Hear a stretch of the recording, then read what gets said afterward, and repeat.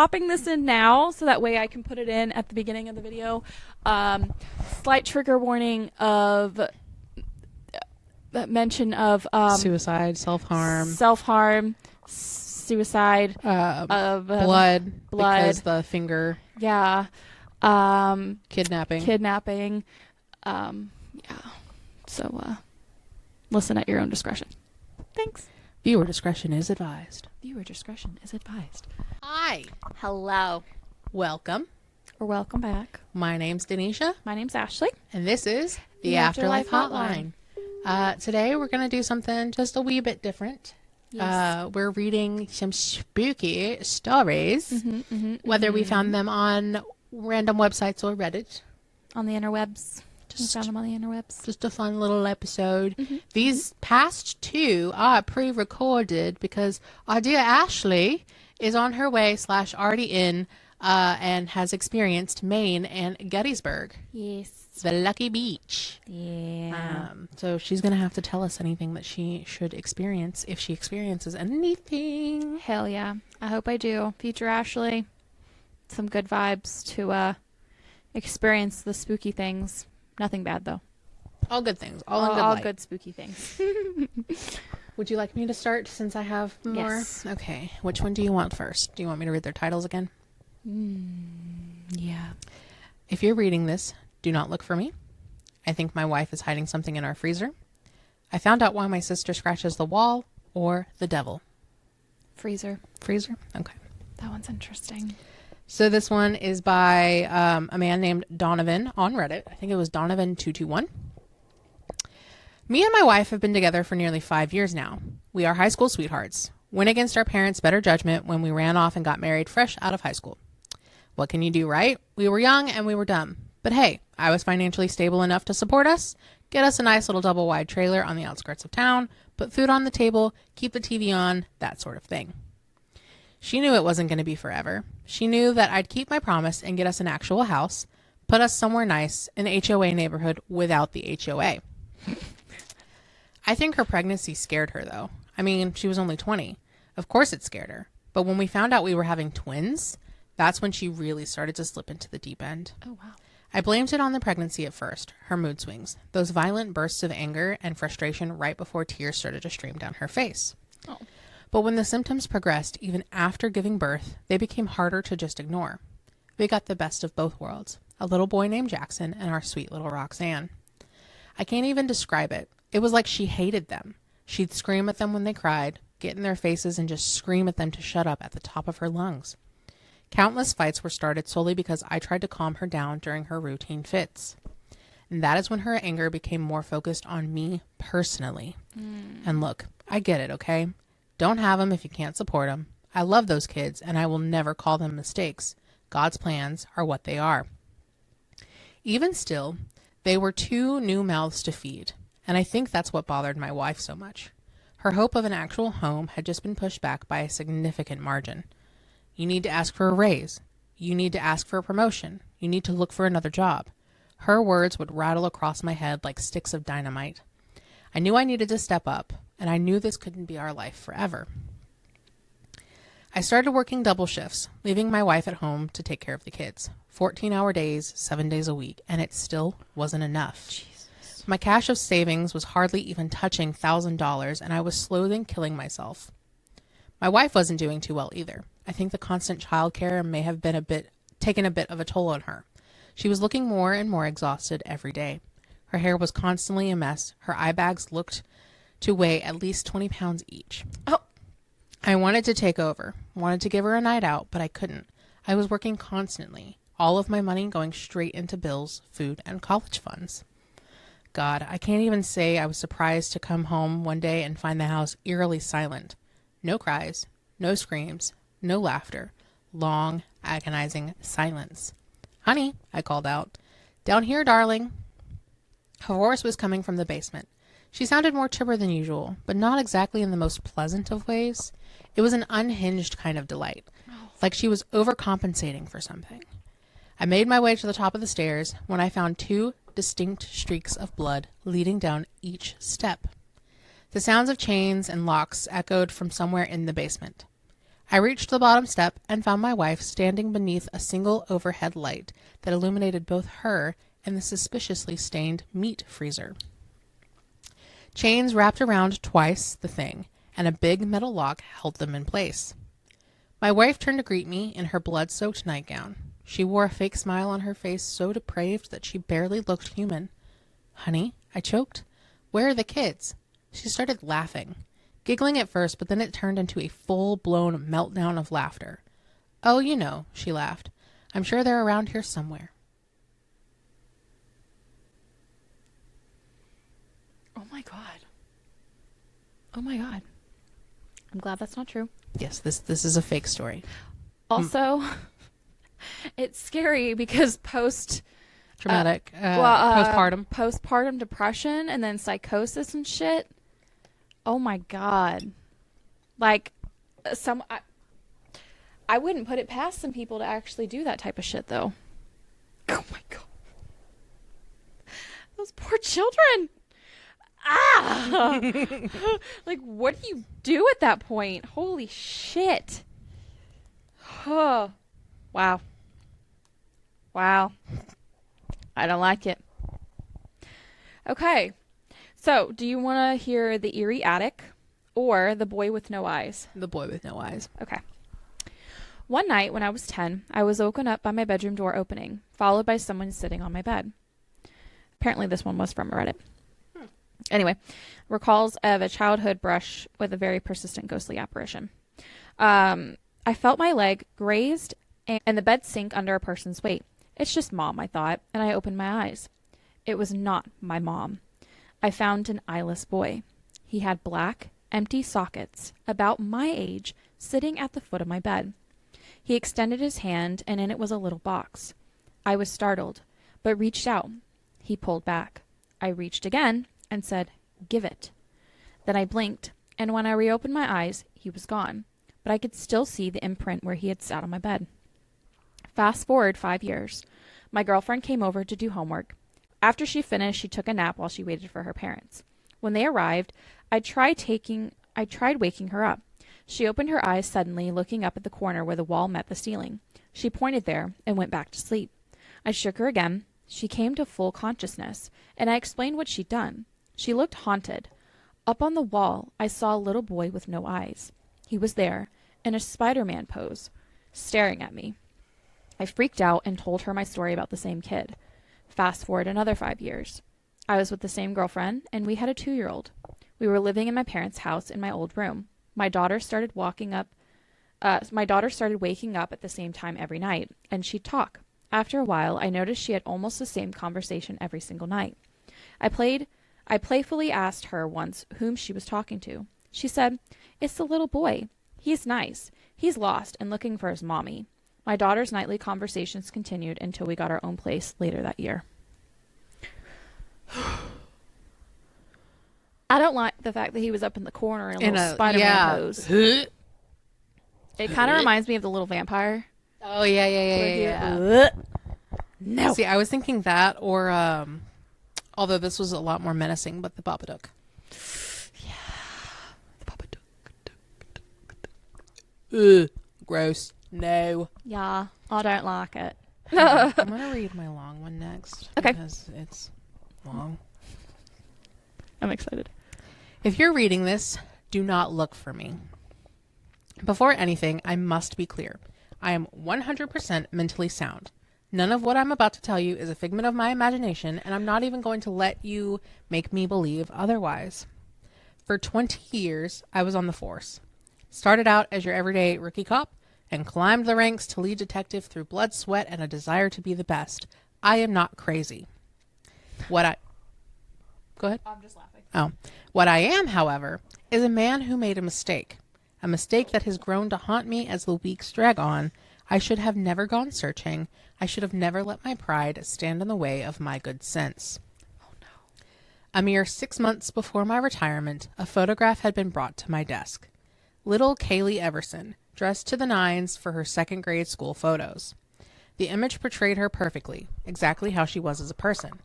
It's an image that, no matter how badly I wanted to, I'll never forget. She wore a snaggletooth smile, and her dirty blonde hair had been curled to that the likes of a pageant star, with a light lavender sundress to tie the look together. Atop her head rested a bright red bow, making her completely picturesque. My partner, Detective John Ripley, tossed the picture down on my desk before running a hand over where his hair had once been. "We got a sad one today, champ," he said sarcastically. I responded with a quick ash of my fading cigarette. "When are they not, Ripley?" There was something different about this one, though. I could feel it. I could see it painted all over Ripley's face and body language. CCTV footage picked up this little girl right outside the corner store off Carter Street. She looked to be wearing her pajamas. I'm not the biggest expert, but the poor girl looked confused as to where the hell she was. I stared at Ripley for a minute, pondering, choosing my next words carefully. "Well," I managed to finally say, "do we have the tape with us? I'm going to need to have a look at that, of course." Ripley simply nodded and retrieved the tape from his inner suit pocket. Then he popped it into the VHS player that I kept in the office for situations like this, and together we watched the tape. I recognized what he meant by her being confused almost immediately, the way her eyes and her head darted around, almost as though she was trying to piece together not only where she was, but how she got there in the first place. The video was time-stamped at 3:18 in the morning. That's what made this footage so chilling. No sign of who dropped her off, no parental guardian, nothing. Just a little girl who happened to stumble clumsily into the camera's frame. At approximately 3:25, Kaylee very noticeably snapped her head behind her, as though someone had been calling for her. Ever so slowly, she turned around and walked timidly toward the direction of the supposed noise, and that was the last anyone had ever seen of her. Her parents were destroyed. Her elementary school even held a vigil for her, begging for her safe return. Ripley ejected the tape from the player, and the two of us sat there together brainstorming what the next move was going to be. To me, it was obvious. We're going to pay a visit to that corner store off of Carter Street. We rode straight there, silent the entire time. Carter Street is the less desirable part of town, far from where Kaylee's address is, and when we arrived, we found that the place was buzzing with people, which was sure to hinder our job. However, with one swift flash of the badge, that problem fixed right up, and soon the parking lot fell empty. With peace and quiet, we were finally able to do our research. This is a long-ass story. Well, we would have if it weren't for the damn store owner pestering us every 5 minutes with questions that we simply didn't have answers to. Is that girl okay? How long will this take? Will you two be here tomorrow? He went on, so much that Ripley and I had to politely ask to be left alone for a smoke break. Like, damn, let us do our job. Honestly. While we stood there, puffing our cigarettes, something caught my eye just outside of my peripheral vision. Stop it. Sorry. It was a color that stood out against all the others. I tossed the cigarette, stomped it out before walking over to this mysterious object that had been stuffed meticulously into the store's downspout. Oh. As I neared it, I felt knots forming in my stomach as the subject became clear. I knelt down and heard Riley gasp as a tiny red bow fell free from the tube. I knew it was the fucking bow. Holy hell, I thought aloud. Ripley must have been thinking the same thing, because before I knew it, he was right at my side, saying, "That's not what I think it is it?" And unfortunately, it was. It was the true gut punch. However, what made mine and my partner's blood turn to ice was the note that had been fastened to the bow with a clothing pin. "Do not look for me." It was evident this was not Kaylee's handwriting, and a single discovery is what pushed the trajectory of my life straight toward demise. Ugh. Riley instantly phoned backup while I analyzed the bow, completely entranced. The next thing I knew, the entire surrounding area was swarmed with police presence. There had been search teams dispatched, but those were scattered. Some of us were around the elementary school, some around our home, and some were right there with us. Now, however, every single search team had flocked to our location, and the entire property was being scouted with a magnifying glass. For hours we looked, hoping we would find something that would point us into the right direction. Daylight drained, and the early morning hours I was the only person that remained. I made the conscious decision that I was going to go home. I needed rest. If Kaylee was alive, and if I was going to be any help to her, I needed to be sharp. I glided straight into my bed and collapsed face first into a dreamless sleep. I woke up at 9 a.m. to the sound of knocking on my front door. However, when I checked the peephole, there was no one there. Opening the door, I found that there had been a package left carefully on my welcome mat. This immediately threw red flags because I hadn't ordered anything since last Christmas. On top of that package, there was a completely why I pick a long story when I can't read, I don't know. On top of the package, it was completely blank, just a scuff-free cardboard box that weighed less than a pound. I felt a sneaking suspicion that this had been related to the case, and based on intuition, decided to take the box down to the office. I phoned Riley to let him know I was on the way, and on the drive there, curiosity ate at my brain like a war prisoner. I had been followed. There was no other explanation. I racked my brain trying to remember anything from the drive home that previous night, but all I could recall was my deep thought. And then I became paranoid. What was hidden in this package? What state is Kaylee in? And if I was listening to my... As if it was listening to my thoughts like a symbolic parasite, the box began to faintly tick. Oh, shit. This is where my paranoia won. I could no longer drive to the office. I pulled my car into a parking garage free of people, and then I phoned the bomb squad and let them know about the package, just in case. They instructed me to vacate the premises and await for their arrival, which I did. 10 minutes later, the entire squad shows up as discreetly as possible to not create any public concern.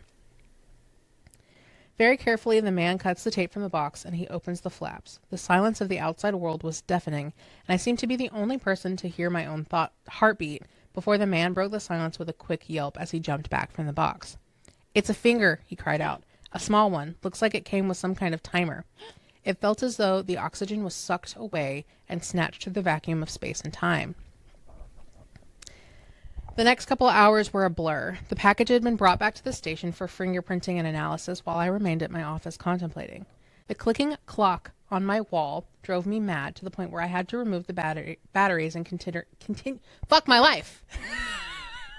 Continue moping in silence. What sucks is I've still got like 5 more pages. Jesus Christ. It's a long one. I'm skipping stuff too. Mostly just fluff of a story.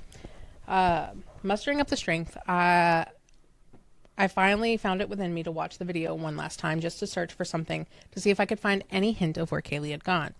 I rewound the tape 4 separate times, scanning the grainy footage ferociously. And on the 5th watch, I saw him.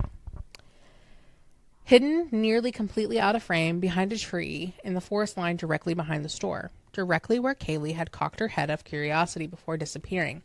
He beckoned her over with a wave of his hand, barely visible unless you were looking with the intensity of a father who knows what it's like to lose his daughter. What haunted me the most, however, was the fact that the man was me. Same wrinkles, same graying hair, same face. I thought my eyes deceived me. I thought my imagination was corrupting my interpretation, but no. 6 times after, I rewound the footage to that moment of my face being in view, becoming more and more recognizable each time. What? It's unmistakable. Just at the very moment I rewound it the 7th time, Riley came flying into the office, startling me as I raced to eject the tape. "You know, knocking is something still people do," I announced, annoyed. "Positive match for Kaylee on that finger. I've already let the parents know and the search teams know they're looking for a body at this point. It's hard to imagine what kind of game this sick fuck must be playing, but nothing we aren't prepared for." Oh. I knew I didn't do this, but how could I argue this? On one hand, if I didn't say anything and the guys found out on their own, there'd be no coming back from that. Weighing my options, time seemed to freeze in place. The ticking of my clock brought me back to reality, and I choose not to let on what I had seen. "We're prepared for anything, John, no doubt. You got any fingerprints?" "Not a one," he said, deflated. "We'll find her, dead or alive, or eventually," I said. "Well, let's hope we have all our resources dedicated to this girl. I hope the God aligns in the right stars. I'm praying too, Riley." And with that, he left me alone in my office once more. Trying to see what all you can skip Yeah, over. basically he's fucking sick and he's calling out because he's just so scared. During that time, I dove deep, and I mean deep, deep, Day in and day out, I researched Kaylee. Being a mere second grader with a regular middle-class family, I can't say I could find much on the last few days. Found out who her teachers were, learned that she was born in California before her family moved down here to rural Georgia, maybe stalked a few Facebook pages. I say maybe, but the truth is that's where the next big break came, and unfortunately for the Eversons, it was more evidence I'd have to keep to myself. As I looked through the pages of Kaylee's distant relatives, a message popped up on my screen. Do not look for me. Immediately I clicked the message, and upon entering the chat, an image was shared. I swear to you, I promise to you, I am not crazy. I did not do this, and I am begging you to believe that. The image revealed Kaylee huddled in the corner of a dark concrete room. Her pajamas were tattered, hair matted and dry, and perhaps the most heartbreaking of it all, she looked to be holding her right hand, crying as the blood trickled from the stump where her finger had once been. And there, towering over her, smiling, yet demonic, unnatural, seemed to be me yet again. A new message then popped up below. Do not look for us. And that was it. It was at this moment reality began to unravel. Only briefly, however, all things can be explained, and with that outlook on this entire situation. I decided to take a shot in the dark. I responded to the user, and you know what I said? Where all my training landed me? A text that read, "Who the fuck is this?" Shockingly, the little scene icon popped beneath my message, and I felt my heart begin to tick metronomically as I awaited the reply. Staring at the screen, it felt like only moments had passed, but it was 2 hours. It could not have been possible. I was not losing it. I could not be this late into the investigation, not with everything that was at stake. Confused and cautious, I opened my door. Just kidding. I guess there's a knock that we didn't talk about because I didn't see it. Anyway, somebody knocks on his door and he goes to see who it is. It's Riley. He says, "Hey boss, have you seen that VHS tape? Some of the boys down at the office wanted to take a second look at it and we can't find it anywhere. Thought I'd seen you watching it in your office, but I checked and it wasn't there. Also, why did you take the batteries out of the clock? What's going on, man? Nobody's heard from you in days and we're starting to worry." I'm fine, John. No, I haven't seen the tape. I'm pretty sure I'm contagious right now. I'm not sure you'd want to be around me. I tried to shut the door, but John pushed back with force. One more thing. Sorry, we found an interesting social media account. Figured you'd probably want to take a look at it.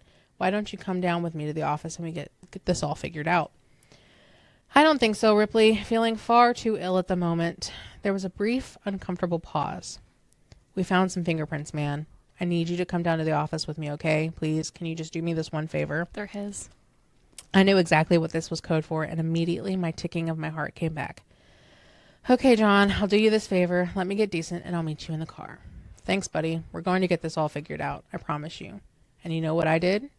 Do you think I granted him his favor? Absolutely not. The back door was for me. Knowing what awaited me in that office, I walked with intention. I decided to stick to the woods for complete discretion. As I walked, I thought about many things. Kaylee, my own daughter, whom I'd lost, what the inside of a prison cell meant for an officer such as myself. I continued to walk well into the late hours of the night, trotting to the pace of my own beating heart. I didn't know where I was going. I didn't know what to do, mostly. All I knew was I felt the need to walk. Eventually, I found myself approaching civilization again, with a bright light post of a corner store parking lot coming into view. Worried I'd be seen, I ducked off into the trees and proceeded forward. As the store came further into view, I noticed something that made my heart fire up with glee. Little Kaylee Everson, standing alone and looking confused. I watched her for a while. Thankfully, I had finally found her. I had finally done what I had set out to do, and here she was, alive and well. As I called out her name, she twisted her neck around to meet my eyes. I gestured over for her with a wave of my hand. Kaylee is safe now. I decided to keep her until I am able to make heads or tails of who her abductor was. But then, I promised to Riley and to anyone else reading this, Kaylee is safe. She will return as happy as she's ever been. But for now, please, do not look for me. So it was like a time loop, yeah. But that's kind of creepy because then it makes you think like, where in that did he cut off her finger? Yeah. Yeah, because it never mentions anything. unless it's something that happened when he was so like out of it. Yeah. But I don't know. But I think it's his daughter. You think so? Yeah, because as he's walking, he talks about how he's thinking about Kaylee, how he's lost the daughter of his own. Mm-hmm.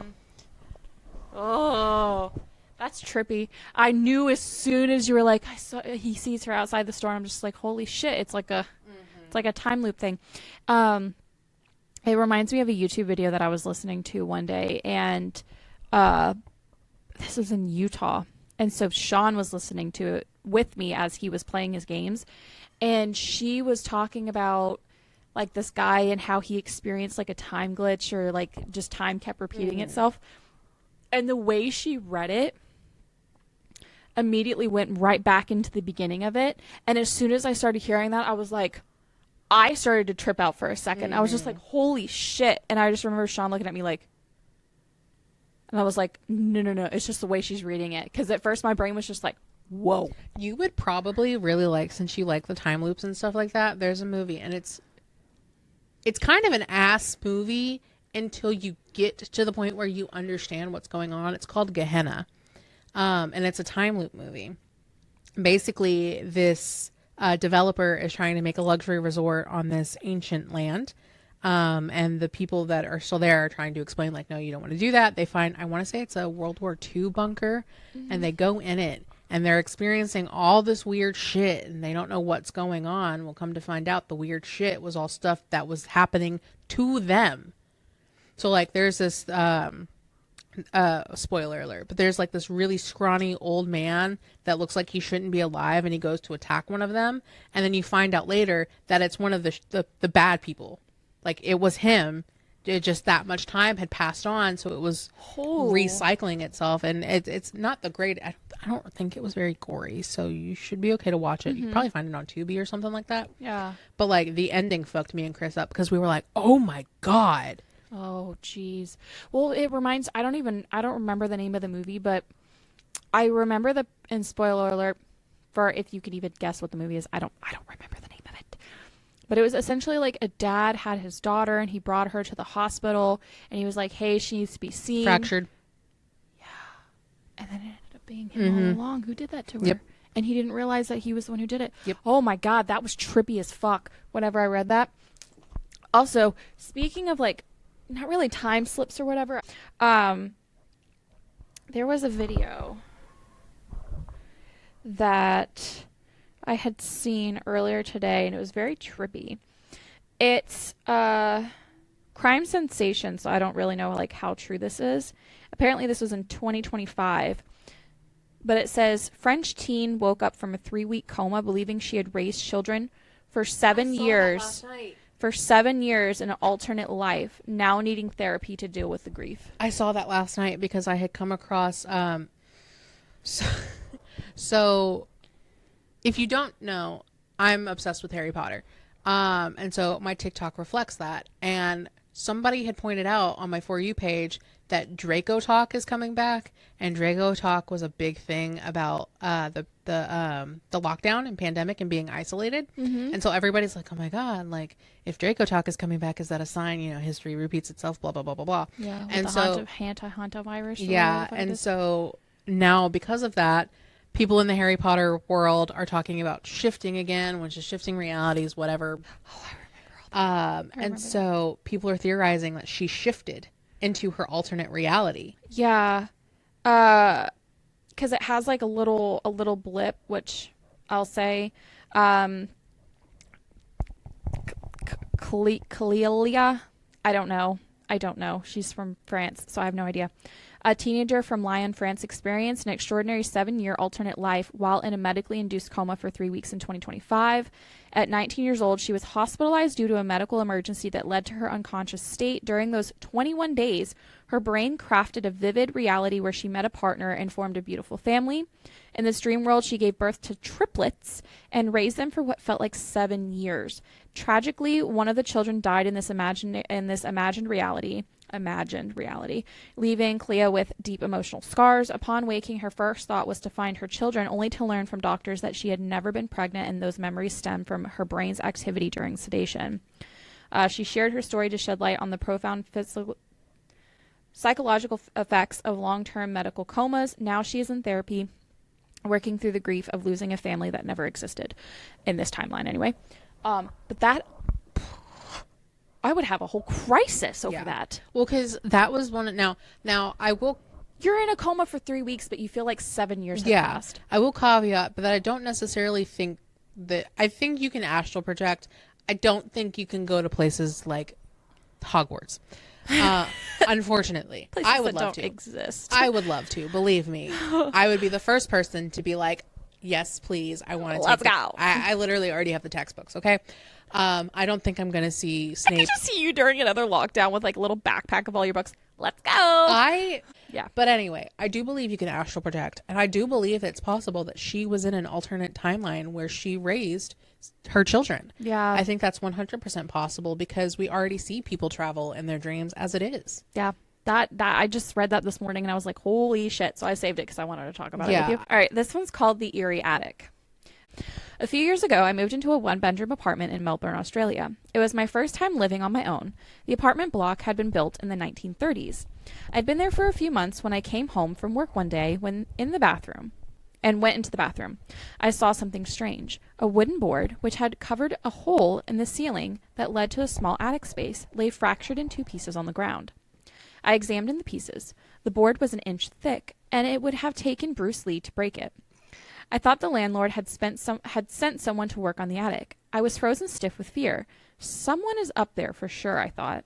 I emailed pictures to the landlord asking if anyone had been there, with an undertone of annoyance since she hadn't warned me. Her reply read, "Please call me as soon as you are able to." I called, and she explained that her last 2 tenants had said the same thing happened. She promised to replace the board, and she did. A month later, I woke up one night around 4 a.m. My body was covered in goosebumps. It felt like someone was rubbing his or her hands on me. Everything was silent, but then I heard a dragging sound coming from above my bed. It was as if someone was pulling a sack of potatoes. I froze, convinced someone was up there. There's no way an animal could make that sound. After 5 minutes, I worked up the courage to turn on the light, armed myself with a cricket bat, and walked to the bathroom. That's when I saw the new board covering the hole was broken in 2. I felt sick. The dragging sound had stopped, but I heard something else. Whispering. The sound was clear and coming from the attic. It sounded like the children's voices, and I could hear one sentence repeated over and over. "It's your turn. It's your turn." I switched on every light in the apartment to make things feel normal. It was 5 a.m. and dark outside.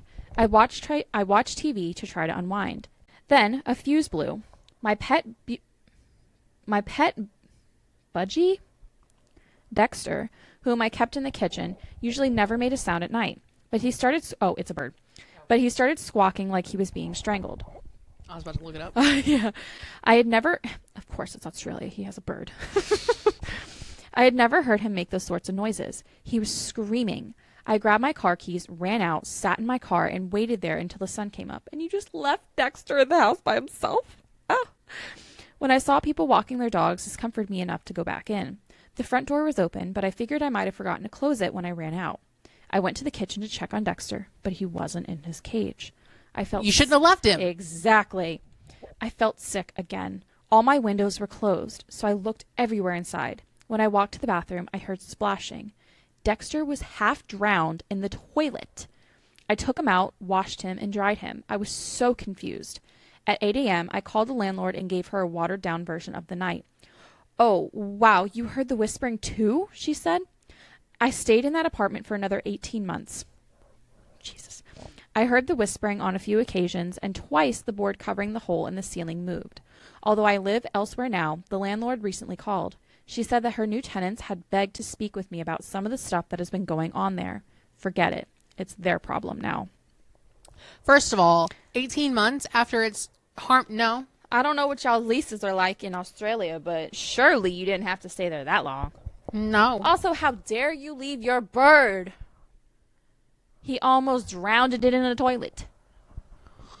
To some demonic children.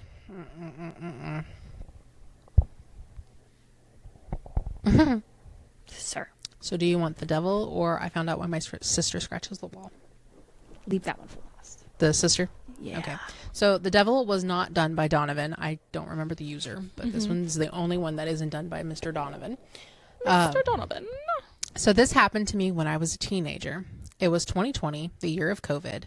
I was supposed to turn 16 that year. I don't know if it was just the stress of the year, but I was having very weird dreams, and I was thinking that the world was supposed to be destroyed. I was watching shows by that time. I was watching Netflix shows by that time since I had so much free time. Does anyone know Chilling Adventures of Sabrina? I was obsessed with it. This one could potentially be real. Just for some background info, in the show, the main character should give her soul to the devil when she turns 16. I guess I was so influenced by this that I was scared the devil was going to come and get me. One day, my best friend texted me saying that she saw me in her dream. I asked her what I did, and she told me that I was with a man. Oh no, she told me that a white man with ginger hair and blue eyes told her that she has to speak with me and that I already know why. This was 3 weeks before my 16th birthday. I got so scared. The night that I turned 16, I was scared to see the devil, but nothing happened. A few months later, a nap I had during the day, normally I would not because I had online class later, and I saw myself dancing with the devil. I got scared in my dream. I did not mind when I woke up and continued on with my day. Therefore, that night, I go to my Instagram and I see a request from a satanic community. They send me their Discord group chat. Mind you, I've never interacted with any satanic posts, and I only had one follower who was my mom. I tried to brush it off for years, but it's been on my mind ever since. About 2 or 3 years later, I found that the Discord group, and I joined it. I met a guy online, and we talked about what we experienced. The day that we talked about all of this, all of the lights went off in his town. Now I'm not scared of the devil anymore, but sometimes I think he got my soul. Because one time, when I saw him in my dream again, I told him I will give him my soul if he helps me move abroad, and now I live abroad. Why would you ever tell the devil he can have your soul? Damn. Also, while you were reading that, my stomach started having a weird feeling, and then it reminded me of a dream I had last night. It was so weird. It meant something bad. I know that, but I don't know what it meant. But I didn't have a belly button in my dream. It was like the tiniest little bitty hole. And it was like something had happened with my belly button and it had been like closed up or something. But then I felt around my belly button. And it was like a hard mass underneath it. And I think I was talking to my dad, and my dad's like, oh, that's not good. Like, I don't know why, but you talking about that. And then my belly kind of had like a weird feeling. And I remembered that. Why is it not good? I don't know. I ended up not having a belly button and a mass was under it.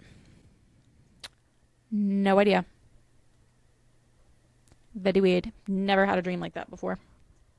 Because I remember feeling my stomach in my dream and I'm like, where the fuck is my belly button? Dreaming about not having a belly button, especially when combined with the feeling of mass, often symbolizes a deep-seated feeling of disconnection, vulnerability, or need to focus on your own needs and health. The belly button represents your connection to your roots, your center, and your identity. Its absence suggests a feeling of being unanchored, while a mass often highlights an unnatural or neglected issue causing anxiety. Well, that would make sense because I had that panic attack a few days ago. I've been feeling kind of weird ever since, like disconnected from myself almost. Well, that makes sense. Well, it's good to know that it's not like... Not as ominous as I thought. Yeah, I was sitting here like, oh my God, is this like telling me that something's going to happen? Like, ah. So basically, you need to get back to your roots, Miss Ma'am. Connect to myself. Damn. Maybe you need to do a reading. Maybe. All right, so my last one is I found out why my sister scratches the wall. So interested in this one. I'm writing this now because I have no idea how else to process this. I feel like I'm slowly losing my mind, and I don't know if it's from reality fracturing or from the fact that I haven't been able to sleep for days now. My sister and I were incredibly close when I was younger. She was born when I was only 6 years old, but even then, I still naturally took on the guardian role. Our parents were great, make no mistake. I wasn't making up for any kind of neglect or shitty situation or anything of that nature. I wanted to be a good older brother. Someone she just knew she could always call on when things were bad or if mom and dad couldn't fully understand her. I wanted to be that shoulder she could cry on. And she did, many times. And every time, I made it my mission to help her feel at least a little bit better. I think that's why this is hitting me so hard. Why the world feels like it's collapsing around me and my guilt is eating me alive. I guess I just didn't do enough. It was Mom who found her. I can still remember the screams that echoed through the house after her discovery. The wails and the cries of a woman who had just lost everything. Hell, even Dad was losing it. 12 years old. That's how old she was when they found her hanging from that rope, swaying back and forth like a cold slab of meat. It's a sight I'll never forget, no matter how hard I try. How blue her face was, how stiff her arms were as they were dangling off at her sides. And what haunts me the most, however, are those eyes. They were so bloodshot, like they were just going to overflow and drip onto the floor at any moment. The sight of seeing her made me vomit and sob all at once, and something broke within me that day. I became distant from my family. My bedroom became my cell, like I was too afraid of what would happen if we all tried to act normal again. It felt like that was a way of forcing her out of my head and forgetting her. Eating became minimal, socialization was non-existent, grades were starting to slip, and motivation was fleeting. All I wanted, in my soul, was to have my sister back. The grief was driving me to the brink of madness. I know it was because I started hearing her again. Hearing my name whispered in the vents at night. Her cries, her laughs, everything. It was like she was right there.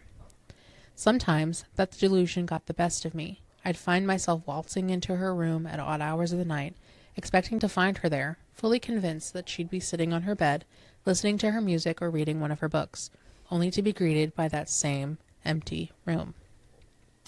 When the scratching started, though, that's when I knew I had officially gone off the deep end.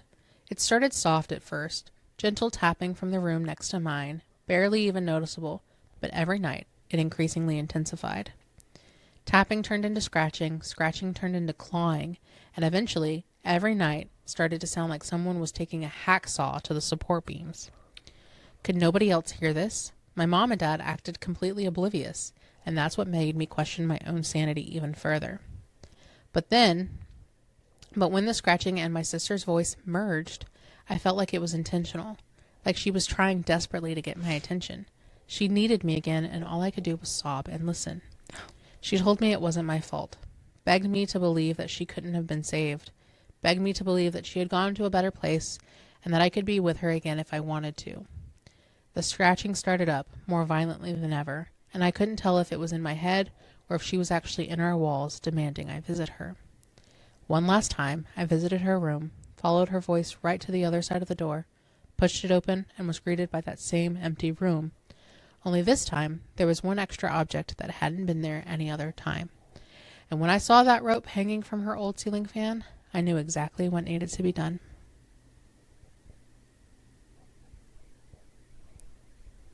Oh, God.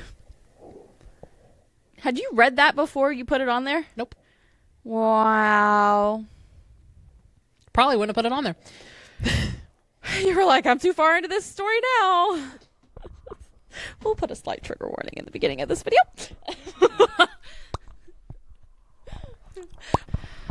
With that, how would you like our creepy, chilling, eerie stories? Yeah. Do you have any recommendations?